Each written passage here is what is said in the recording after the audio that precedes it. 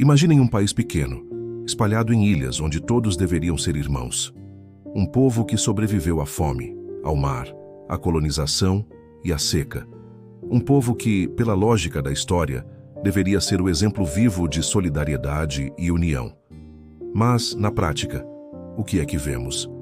Desconfiança, competição, uma inveja disfarçada de indiferença e um silêncio coletivo que, muitas vezes, é cúmplice do nosso próprio atraso. Por que é tão difícil para os cabo-verdianos se unirem? Por que, em vez de fortalecermos uns aos outros, preferimos derrubar quem tenta subir? Essa é a pergunta que este vídeo vai encarar de frente. Muitos dizem que é o sistema, e de facto é. Mas o sistema não é uma coisa distante. O sistema somos nós. É o que repetimos todos os dias sem perceber. É quando preferimos ver o outro falhar a vê-lo vencer. É quando nos calamos diante da injustiça porque não é conosco. É quando achamos que ser cabo-verdiano é apenas cantar morna, falar crioulo e dizer somos bons. Mas ser cabo-verdiano é muito mais do que isso. É ter coragem de olhar no espelho e reconhecer o que está errado dentro da nossa própria casa. Ao longo da história, fomos ensinados a desconfiar uns dos outros. O colonialismo português dividiu-nos, criou ilhas que não são só geográficas, mas mentais. Dividiu o povo entre mais claros e mais escuros, entre da capital e do interior, entre os que emigraram e os que ficaram. E até hoje essas divisões continuam a moldar a nossa forma de pensar e agir. Mas chegou a hora de perguntar: quem ganha com a nossa desunião? Porque enquanto discutimos entre nós, quem realmente manda continua a controlar. E enquanto brigamos por migalhas, o pão inteiro continua nas mesmas mãos. Este vídeo não é uma acusação, é um espelho. É um convite para pensar, com o coração aberto, se o que chamamos de orgulho nacional não se tornou, na verdade, uma armadilha de vaidade. Cabo Verde precisa de acordar. E esse despertar começa quando paramos de apontar dedos e começamos a estender mãos. Mas será que ainda sabemos fazer isso? Fica até ao fim, porque hoje vamos falar de feridas profundas, mas também de caminhos possíveis para reconstruir o que o sistema e o tempo tentaram destruir. Se quisermos entender a desunião cabo-verdiana, temos que voltar à base, à colonização. O projeto colonial não era só sobre explorar o território, era sobre controlar a mente. E a melhor maneira de dominar um povo é fazê-lo acreditar que ele não precisa dos seus irmãos. Em Cabo Verde, isso foi feito de forma sofisticada. O colonizador não precisava de armas o tempo todo, bastava plantar ideias. Ideias como: uns são mais civilizados, outros são mais atrasados. Os de Santiago são assim, os de São Vicente são assado.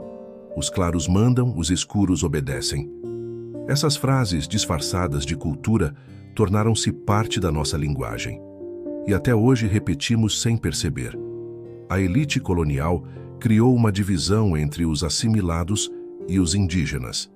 Em Cabo Verde, essa lógica transformou-se numa obsessão por status, aparência e poder.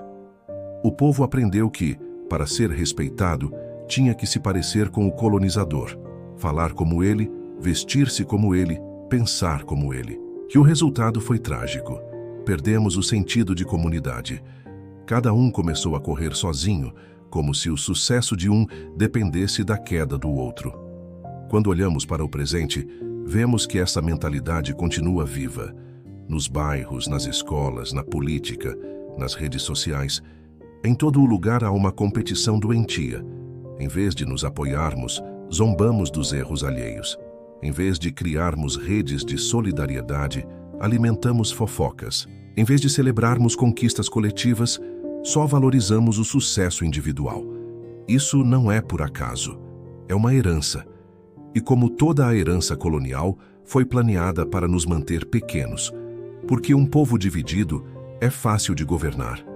Mas será que essa desunião é culpa só do passado? Não. Ela também é alimentada hoje por governos que preferem um povo distraído, dividido e desmotivado. Basta olhar para o discurso político.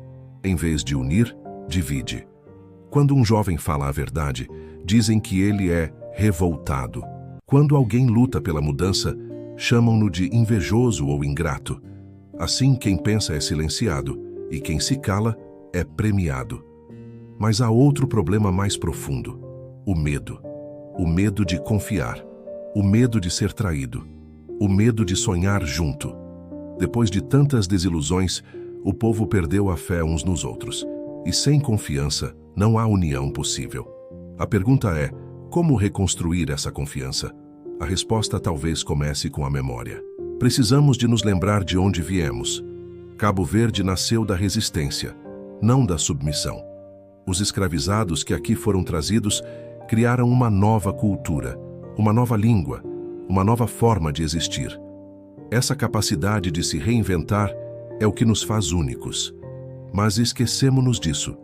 Hoje muitos cabo-verdianos olham para a Europa como se fosse um espelho e olham para os irmãos africanos como se fossem estranhos. Como podemos ser unidos se ainda não aceitamos plenamente a nossa identidade africana?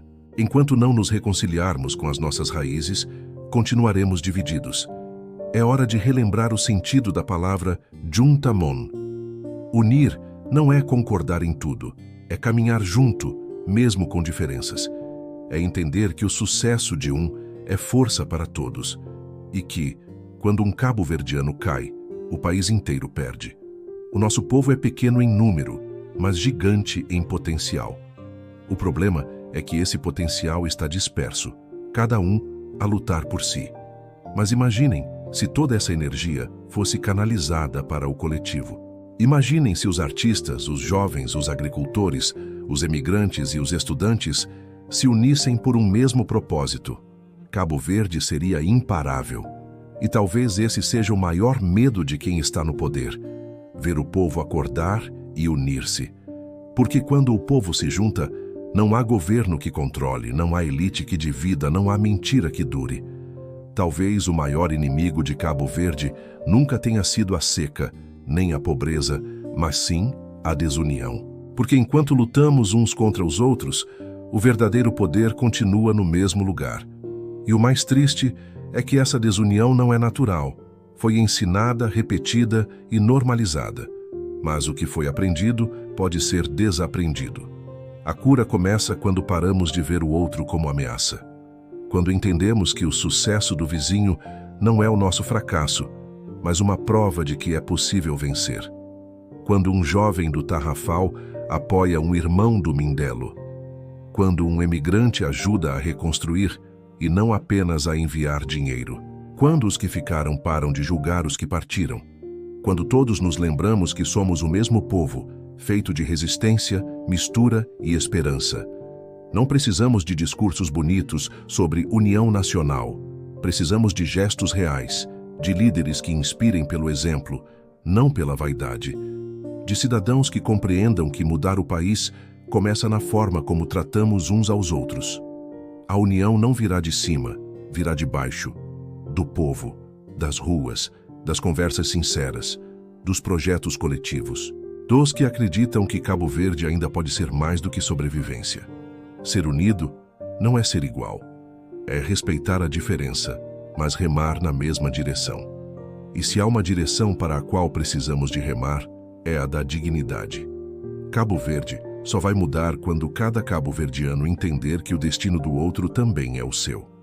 Então, se este vídeo te fez pensar, partilha. Comenta o que tu achas que impede o nosso povo de se unir. E se acreditas que ainda há esperança, escreve nos comentários: Juntamon, Cabo Verde. Vamos ver quantos ainda acreditam que a união é a nossa arma mais poderosa. E lembra-te, o livro do Fronteiras está na descrição. Ele aprofunda este tema e mostra como a história foi usada para nos dividir e como podemos reescrever o nosso próprio destino. Obrigado por assistirem e até a próxima.